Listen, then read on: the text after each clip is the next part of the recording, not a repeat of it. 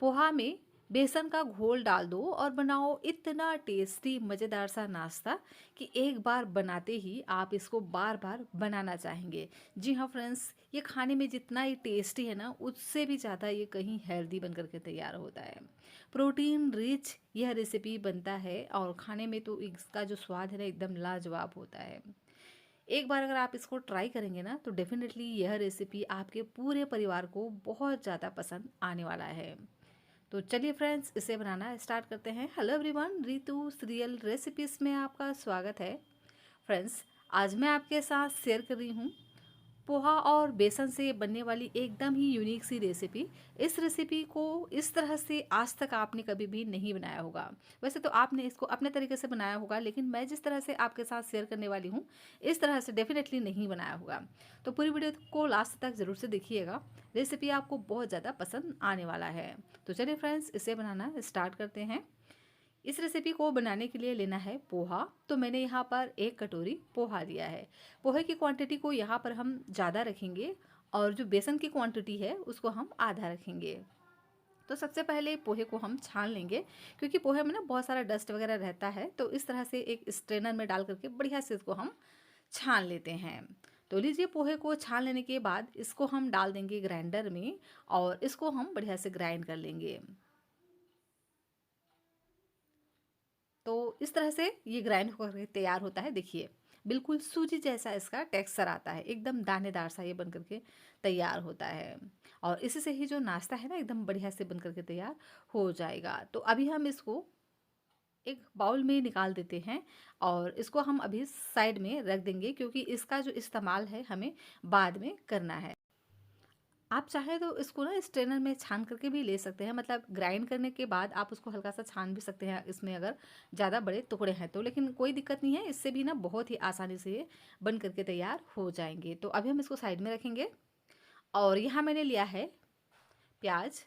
तो यहाँ मैंने एक बड़े साइज़ के प्याज लिए हैं और इसको ना इस तरह से मोटा मोटा हम कट करके डाल देंगे ग्राइंडर में। तीखेपन के लिए डाल देते हैं 2 हरी मिर्च। और यहाँ मैंने लिया है गाजर। तो गाजर को इस तरह से मोटा मोटा कट करके हम ऐड कर देंगे। इससे ना बहुत ही बढ़िया सा इसमें टेस्ट आएगा और साथ ही हेल्दी भी बन करके तैयार होगा। और इसी के साथ ही में डाल देंगे 10 से 12 लहसुन की कलियाँ। आप इसे ज़रूर से ऐड करना, इससे ना फ्लेवर बहुत ही बढ़िया आता है। और इसी के साथ ही में डाल देते हैं ताज़ा फ्रेश हरा धनिया। इसे हम डंठल के साथ ही ऐड करेंगे और बगैर पानी डाले इसको हम ग्राइंड कर लेंगे। तो बहुत ज़्यादा हम इसको चिकना नहीं करेंगे। देखिए, इस तरह से दरदरा सा हमें इसको तैयार करना है। एकदम चिकना अगर इसको कर देंगे ना, तो उतना बढ़िया से ये नहीं बन पाएगा। तो इसलिए इस तरह से हम हल्का सा दरदरा ही इसको तैयार करेंगे। तो पानी वगैरह नहीं डालना है, इसी तरह से हम इसको ग्राइंड करेंगे ना, तो देखिए इस तरह से ये दरदरा सा बन करके तैयार हो जाएगा। यहाँ मैंने लिए हैं 5 मीडियम साइज़ के आलू। और ये उबले हुए आलू हैं, देख ही सकते हैं। तो आलू को हम कट करेंगे। तो बहुत छोटा छोटा इसको कट करने की ज़रूरत नहीं है। इस तरह से हमें इसको मोटा मोटा ही कट कर लेना है। तो सभी आलू को हम कट नहीं करेंगे। अभी यहाँ पर हम 3 आलू को इस तरह से मोटा मोटा कट कर लेंगे चाकू की मदद से। आप चाहें तो इसके जो साइज़ हैं अपने अनुसार रख भी सकते हैं, छोटा बड़ा जैसे भी चाहें आप। लेकिन इस तरह से थोड़ा सा मीडियम साइज़ का ही कट करना है, मतलब बहुत छोटा भी नहीं और ना बहुत बड़ा। देखिए, इस तरह से सभी आलूओं को मैंने कट कर लिया है। और 2 आलू को हम अलग कर लेंगे और जो 2 आलू हमने बचा करके रखा है उसे हम ग्रेट कर लेंगे। तो इस तरह से छोटे वाले ग्रेटर की हेल्प से इसको हमें ग्रेट कर लेना है। आप चाहें तो ये जो हमने बचा करके रखा है ना आलू, उसे आप पोटैटो मैशर से मैश भी कर सकते हैं। लेकिन ये इस तरह से ग्रेटर से भी बहुत ही आसानी से ग्रेट हो जाते हैं और बिल्कुल भी इसमें बड़े चंक्स नहीं रहते हैं। तो लीजिए, आलू को मैंने ग्रेट कर लिया है, बिल्कुल भी इसमें बड़े चंक्स नहीं हैं।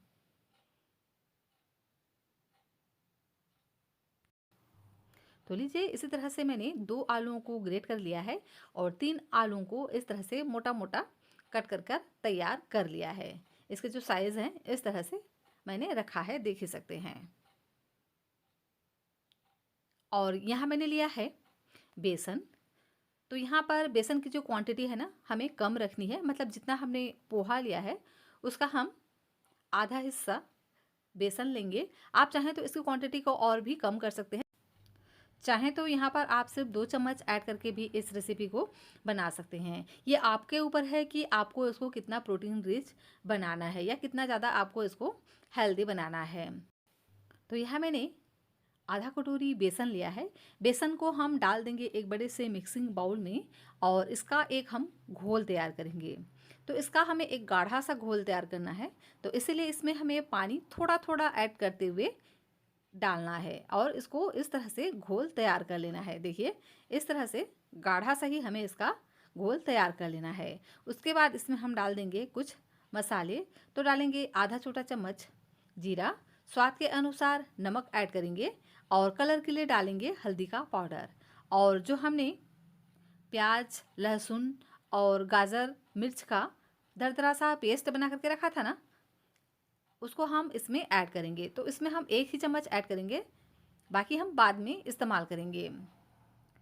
और इन सभी चीज़ों को मिक्स करेंगे और साथ ही जो हमने आलू को ग्रेट करके रखा था ना, उस आलू को भी हम इसमें ऐड कर देंगे और सभी सामग्री को बढ़िया से मिक्स करेंगे। और पानी वगैरह इसमें हम बिल्कुल भी ऐड नहीं करेंगे। और अब हम क्या करेंगे, जो हमने पोहे को ग्राइंड करके रखा था ना, उसे भी हम इसमें ऐड कर देंगे और सभी चीज़ों को मिक्स करेंगे। तो जैसे ही हम इसमें पोहे के पाउडर को ऐड करेंगे बेसन के घोल में, तो ये तुरंत ही सारा पानी एब्जर्व करने लगेगा और ये एकदम गाढ़ा सा बन करके तैयार हो जाएगा। तो देख ही सकते हैं, इसी तरह से मिक्स करते करते ही ये पूरी तरह से गाढ़ा बन करके तैयार हो चुका है। लेकिन अभी हम इसको फूलने के लिए और टाइम देंगे ताकि जो पोहा है ना बढ़िया से सॉफ्ट हो जाए। पानी वगैरह मैंने इसमें बिल्कुल भी नहीं डाला है। मतलब जो हमने बेसन का घोल तैयार किया था उसमें हमने पोहा को ऐड कर दिया और साथ में हमने 2 आलू इस्तेमाल किया है। उसी से ही ये बढ़िया से डो की तरह बन करके तैयार हो गया है। तो अभी हम इसको कवर कर कर इसी तरह से 5 मिनट के लिए साइड में रख देते हैं। तब तक हम इधर दूसरी तैयारी कर लेते हैं। यहाँ मैंने एक कढ़ाई लिया है। कढ़ाई में हम 1 बड़े चम्मच ऑयल डाल देंगे। ऑयल जैसे ही गर्म हो जाए तो इसमें यहाँ हम डाल देते हैं आधा छोटा चम्मच राई और साथ में डाल देंगे जीरा। दोनों को बढ़िया से हम क्रिकल होने देंगे। तो पहले राई को बढ़िया से क्रिकल होने देना है, उसके बाद ही हम बाकी के इंग्रेडिएंट्स को इस्तेमाल करेंगे। तो यहाँ मैंने एक बड़े साइज़ के प्याज लिए हैं जिसको इस तरह से मोटा मोटा लंबाई में कट करके ऐड किया है। और इसी के साथ ही में डाल देंगे 2 दालचीनी के टुकड़े, छोटे साइज़ के दालचीनी के टुकड़े ऐड करेंगे और साथ में डाल देंगे 4 से 5 काली मिर्च साबुत ही ऐड कर देंगे। और अब हम इनको बढ़िया से भूनेंगे। तो बढ़िया इसमें गोल्डन कलर आ जाए, उसके बाद इसमें हम डाल देंगे 8 से 10 करी लीव्स। इससे ना बहुत ही मज़े का फ्लेवर आएगा। और अब हम डाल देंगे जो हमने दरदरा सा मसाला बना करके रखा था ना, प्याज, लहसुन और गाजर का, तो उसे हम इसमें ऐड कर देंगे और इसे भी 2 मिनट के लिए भून लेंगे। तो जब तक बढ़िया से ये भून न जाए तब तक इसको हमें इसी तरह से कंटिन्यू चलाते रहना है। इसको छोड़ना नहीं है, नहीं तो ये नीचे से जलने लग जाएंगे। तो इसी तरह से कंटिन्यू चलाते हुए बढ़िया से इसको हमें भून लेना है। उसके बाद इसमें हम डाल देंगे नमक। तो स्वाद के अनुसार नमक ऐड करेंगे और कलर के लिए डाल देंगे हल्दी का पाउडर। जैसे ही हम इसमें नमक ऐड करेंगे ना, तो जो प्याज है वो बढ़िया से सॉफ्ट पड़ जाएंगे। तो इसको हम कवर कर कर 2 मिनट के लिए इसी तरह से पकने देंगे। और देख ही सकते हैं 2 मिनट के बाद जो प्याज है और गाजर बढ़िया से पक चुके हैं और ये ऑयल भी सेपरेट होने लगा है। इस स्टेज के आते तक हमें इसको बढ़िया से भून लेना है। अब हम इसके बाद इसमें ऐड करेंगे आधा छोटा चम्मच धनिया पाउडर, चौथाई चम्मच यहाँ पर हम डाल देंगे भुने हुए जीरे का पाउडर और साथ में डाल देंगे पाव भाजी मसाला और इसी के साथ ही में डालेंगे काश्मीरी लाल मिर्च का पाउडर। 1 मिनट के लिए अब हम इन मसालों को और भून लेंगे, जिससे इन मसालों का जो कच्चा टेस्ट है ना वो निकल जाए। तो सभी मसाले बढ़िया से भून चुके हैं। बहुत ही बढ़िया से इसमें खुशबू भी आने लगी है। और देख ही सकते हैं, देखने से ही आपको पता चल रहा होगा कि जो मसाले हैं ना बहुत बढ़िया से भून चुके हैं। इसका जो कलर है एकदम डार्क हो गया है और मसालों से ऑयल भी रिलीज होने लगा है। इस तरह से जब मसाले बढ़िया से भून जाए उसके बाद इसमें हम डाल देंगे कटे हुए इन आलूओं को और इसे हम बढ़िया से मिक्स कर लेंगे। तो मसालों को बढ़िया से भूनिएगा जब तक कि इसमें ऑयल रिलीज ना होने लगे, तब तक आप इसको कंटिन्यू चलाते हुए भूनिए। जितना बढ़िया से आप इन मसालों को भूनेंगे ना, उतना ही बढ़िया आपका जो रेसिपी है बन करके तैयार हो जाएगा। तो देख ही सकते हैं बढ़िया से ये भून चुके हैं। उसके बाद हमने इसमें आलू को डाला है और अब हम आलू को भी इसी तरह से चलाते हुए 2 मिनट के लिए और भून लेंगे। इससे ना आलूओं में इन मसालों का फ्लेवर अंदर तक चला जाएगा और ये बहुत ही ज़्यादा टेस्टी बन करके तैयार होगा। तो इसको हम कवर कर कर इसी तरह से रख देते हैं सिर्फ 2 मिनट के लिए। और 2 मिनट के बाद देख सकते हैं बहुत ही बढ़िया से सभी चीज़ें पक चुकी हैं। बहुत ही बढ़िया इसमें खुशबू भी आने लगी है। तो इसमें हम पानी वगैरह नहीं डालेंगे क्योंकि इसको हम इसी तरह से सूखा ही बना करके तैयार करने वाले हैं। लास्ट में हम इसमें ऐड कर देंगे बारीक कटा हुआ हरा धनिया। और आलू की सब्जी हमारी बन करके तैयार हो गई है। इस तरह से गाजर और प्याज के साथ में अगर आप आलू की सूखी सब्जी बनाएंगे ना, तो आपको ये बहुत ज़्यादा पसंद आएंगे। और अगर आप इसे इस रेसिपी के साथ सर्व करेंगे ना, जो आगे हम बना करके तैयार करेंगे, तो इसका टेस्ट आपको और भी ज़्यादा पसंद आएगा। और इधर देखिए जो हमारा पोहा है ये भी बढ़िया से सॉफ्ट हो गया है। तो अभी हम क्या करेंगे, इसको ना इसी तरह से हाथों से मसल मसल कर चिकना करेंगे। जितना बढ़िया तरीके से आप इसको मसलेंगे ना, उतना ही बढ़िया आपकी जो रेसिपी है बन करके तैयार होगी। तो इसी तरह से मैंने इसको मसल मसल कर एकदम चिकना सा तैयार कर लिया है। जिस तरह से हम गेहूं के आटे का डो बनाते हैं ना, उसी तरह से हमें इसका डो बनाना है। लेकिन यह डो हमने बनाया है पोहा और बेसन से। एकदम ही यूनिक सा इसका टेस्ट होता है फ्रेंड्स, एक बार आप ज़रूर से ट्राई कर कर देखना। बहुत ही बढ़िया इसका स्वाद होता है। तो देखिए पानी वगैरह मैंने इसमें नहीं डाला था और इसी तरह से इसको इस तरह से बना करके तैयार कर लिया है। इसकी हम इस तरह से इक्वल लोई बना करके तैयार कर लेंगे। तो मैंने यहाँ पर 5 लोइयाँ बना करके तैयार कर लिए हैं। अब हम क्या करेंगे, एक लोई लेकर के थोड़ा सा आटा हम डस्ट कर लेंगे और इसको हम इस तरह से रोटी की तरह सेम इसको हमें बेल करके तैयार कर लेना है। और इसको हम बेल लेंगे। तो देखिए इसको हम बहुत ज़्यादा ना तो मोटा रखेंगे और ना बहुत ज़्यादा हम इसको पतला रखेंगे।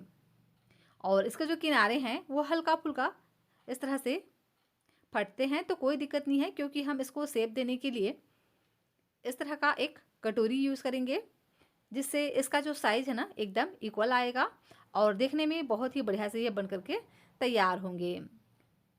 तो इस तरह का कोई कटोरी वगैरह ले लीजिए या आप इसे टिफ़िन वगैरह से भी कट कर सकते हैं। और इसको हम इस तरह से कट कर लेंगे और इनके किनारों को हम हटा देंगे। और देख ही सकते हैं बहुत ही बढ़िया से ये बन करके तैयार हो गए हैं। तो पराठे तो आपने कई तरह से बनाए होंगे। इस तरह से पोहा, बेसन और आलू का पराठा आपने कभी भी नहीं बनाया होगा। एकदम ही बढ़िया से ये बन करके तैयार होते हैं। आप जब इसको सर्व करेंगे ना, तो कोई बता ही नहीं पाएगा ये पोहे से बना हुआ है। जी हाँ फ्रेंड्स, इसमें हमने बाइंडिंग के लिए गेहूं के आटे का इस्तेमाल नहीं किया है। पोहा, बेसन और आलू से ही इसको बना करके तैयार किया है, जिसके कारण से इसका जो टेस्ट है ना एकदम ही यूनिक रहता है। आप इसे ज़रूर से ट्राई कर कर देखना, आपको ये बहुत ज़्यादा पसंद आएगा। कोई भी आपको दिक्कत नहीं होगी। जब आप इसका डो बनाएं ना, तो इसको इस तरह से सॉफ्ट बना करके तैयार करिए कि जब आप इसको बेलेंगे ना तो बहुत ही आसानी से ये बेल जाए। और अगर आपको डो थोड़ा सा लिक्विडी लगे तो यहाँ पर आप गेहूं का आटा भी डाल सकते हैं। तो चलिए अब हम इसको सेंक लेते हैं। तो इसे सेंकने के लिए मैंने एक तवा लिया है। तवे पर हम डाल देंगे 1 पीस पोहा बेसन के इस पराठे को और इसको हम बढ़िया से इस तरह से सेंकेंगे। तो अभी हम इसमें ऑयल, घी, बटर कुछ भी नहीं डालेंगे। पहले हम इसको इसी तरह से हाई फ्लेम पे सेंक लेंगे। जब इसमें इस तरह से गोल्डन कलर आने लग जाए तो उसके बाद इसमें हम डाल देंगे बटर। आप यहाँ पर ऑयल, घी कुछ भी इस्तेमाल कर सकते हैं। मैंने यहाँ पर बटर का इस्तेमाल किया है। अगर आप इसे बटर के साथ इस तरह से सेकेंगे ना, तो ये इसका जो टेस्ट है और भी ज़्यादा ऑसम हो जाएगा। तो देख ही सकते हैं ना कितना फूला फूला ये बन करके तैयार होता है। मैंने इसमें बिल्कुल भी बाइंडिंग के लिए गेहूं के आटे या मैदा वगैरह का इस्तेमाल नहीं किया है। पोहा और बेसन से ही मैंने इसको बना करके तैयार किया है। और देख ही सकते हैं, देखने से ही आपको पता चल रहा होगा कि कितना अच्छे से ये बन करके तैयार हुआ है। तो अलट पलट कर इसको बढ़िया से इसी तरह से हम सेंक लेंगे। उसके बाद इसको हम निकाल लेंगे जब इसमें बढ़िया से गोल्डन कलर हो जाए, इस तरह से ब्राउन चित्ती आ जाए। और आप चाहें तो एक साथ इस तरह से 2 से 3 पीस भी सेंक सकते हैं। तो लीजिए, सभी को ही इसी तरह से मैंने सेंक करके तैयार कर लिया है। और देख ही सकते हैं कितना प्यारा इसका लुक आया है। देखकर ही आपको पता चल रहा होगा कि ये कितना सॉफ्ट बन करके तैयार हुआ है। आपको बिल्कुल भी ऐसा नहीं लगेगा कि ये पोहे से बना हुआ है। और इतना ज़्यादा टेस्टी बनता है ना कि आप इसे बार बार बनाना चाहेंगे। आलू पराठे, प्याज के पराठे, पूड़ी या आप यहाँ पर कचौड़ी वगैरह खाना भी भूल जाएंगे। इतना टेस्टी और लाजवाब ये बन करके तैयार होता है। तो पोहा और बेसन से एक बार इस तरह से ज़रूर से बना करके देखिएगा। एकदम ही यूनिक सा इसका टेस्ट होता है और साथ ही बनाने में भी आसान है। और ख़ास करके इस रेसिपी का जो टेस्ट है ना, जो हमने आलू की सब्ज़ी बनाई है उसके साथ, तो इसका जो कॉम्बिनेशन है ना और भी ज़्यादा यूनिक हो जाता है। तो ज़रूर से ट्राई कर देखना। कई तरह के आपने पराठे खाए होंगे, लेकिन इस तरह से पोहा और बेसन की पराठे आपने कभी भी नहीं बनाए होंगे। तो ट्राई ज़रूर से करिएगा। यह रेसिपी आपको बहुत ज़्यादा पसंद आने वाला है। और मैं आपको इस तरह से तोड़ करके भी दिखाती हूँ। देख ही सकते हैं कि कितना सॉफ्ट एकदम बन करके ये तैयार हुआ है। तो आप इसे चाहें तो किसी भी चटनी के साथ भी सर्व कर सकते हैं, या आप इसे इस तरह से आलू की सब्जी के साथ भी सर्व कर सकते हैं।